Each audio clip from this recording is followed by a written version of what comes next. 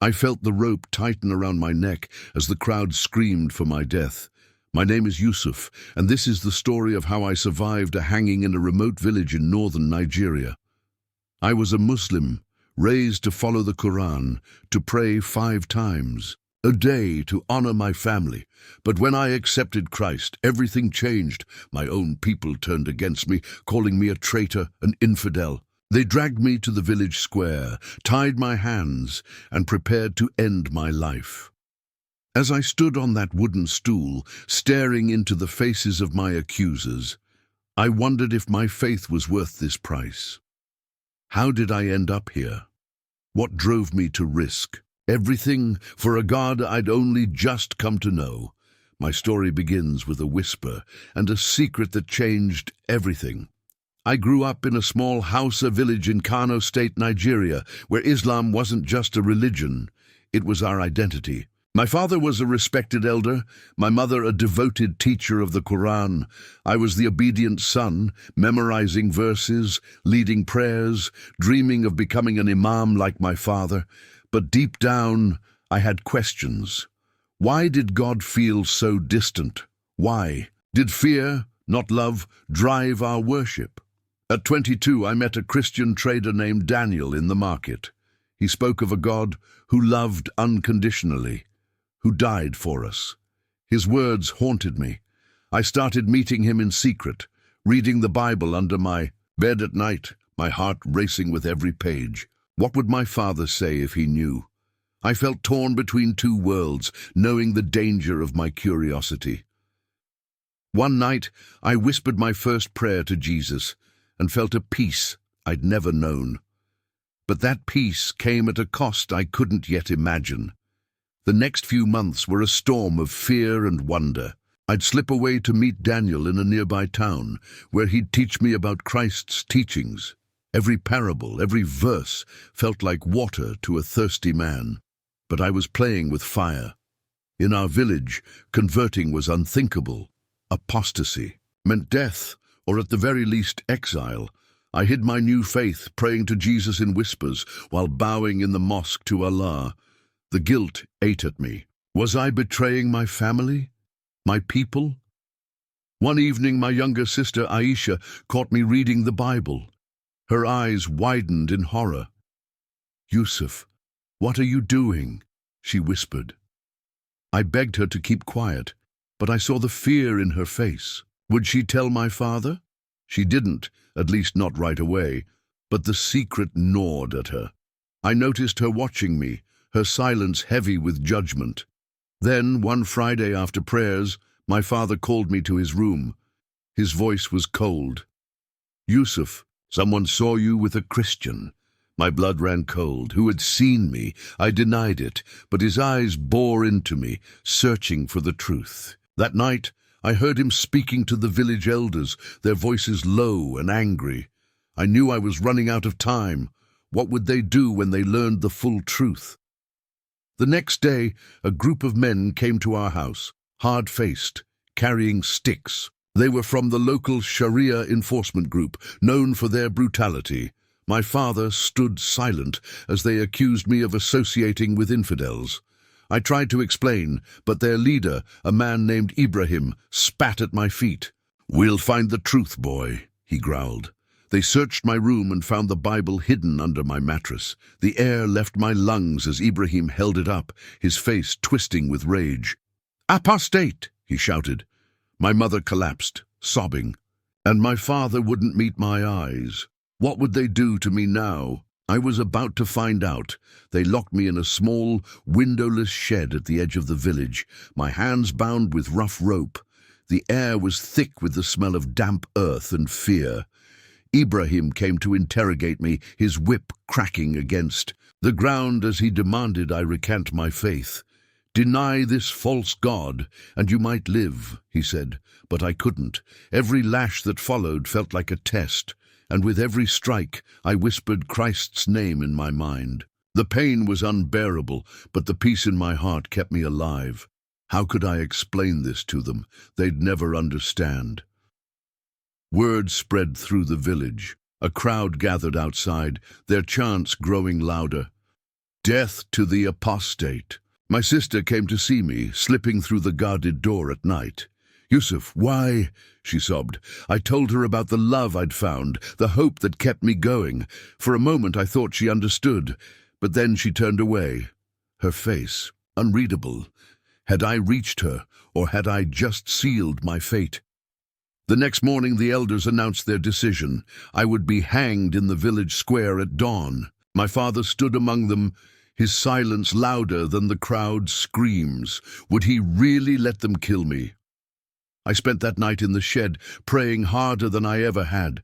I asked Jesus for strength, for a miracle, but doubt crept in. Was this the end? As the first light of dawn crept through the cracks, I heard footsteps approaching. They were coming for me. The door swung open, and Ibrahim's shadow loomed over me, a noose in his hand.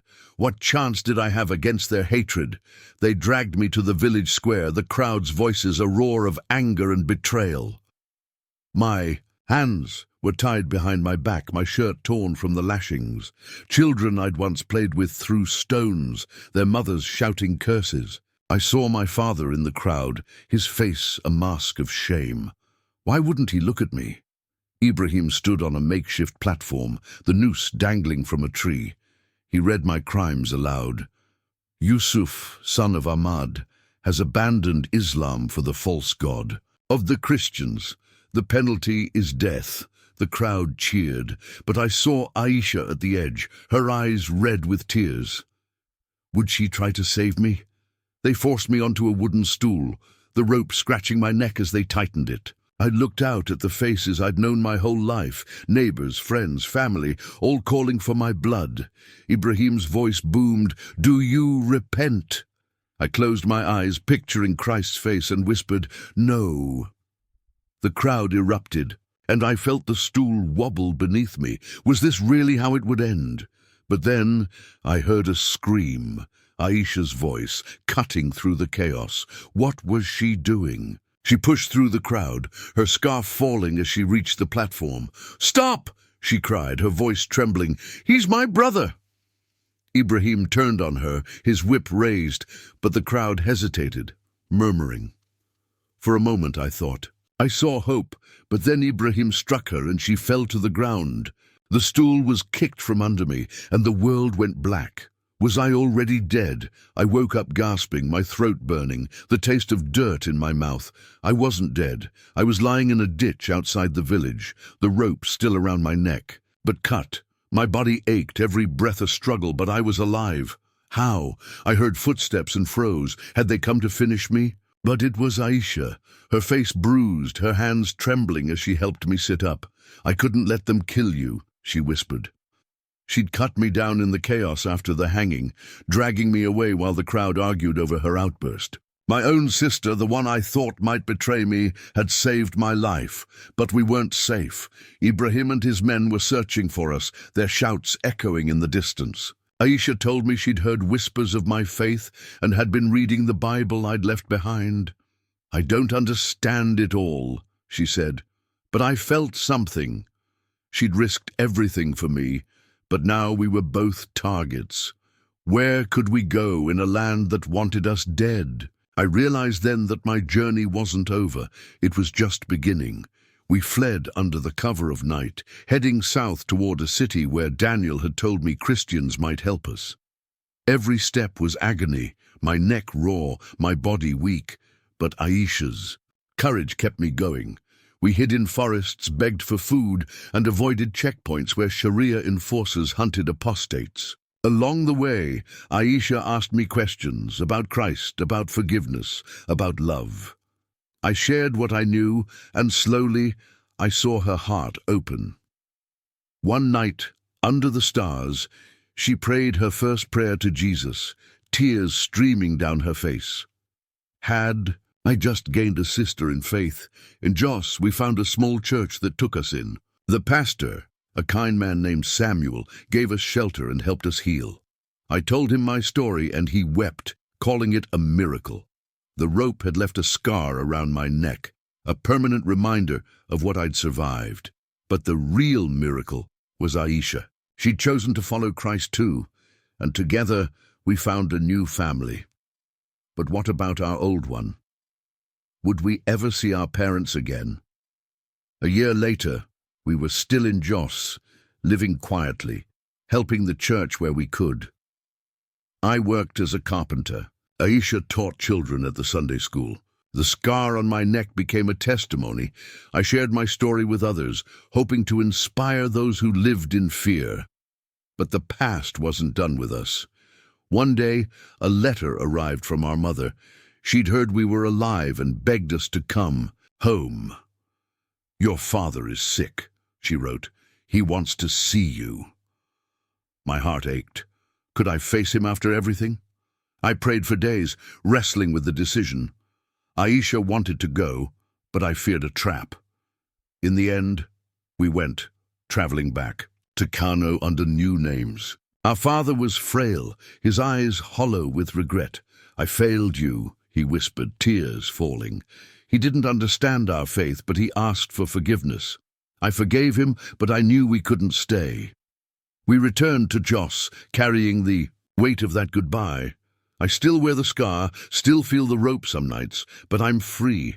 Free to love, to believe, to live. What will you do with your freedom?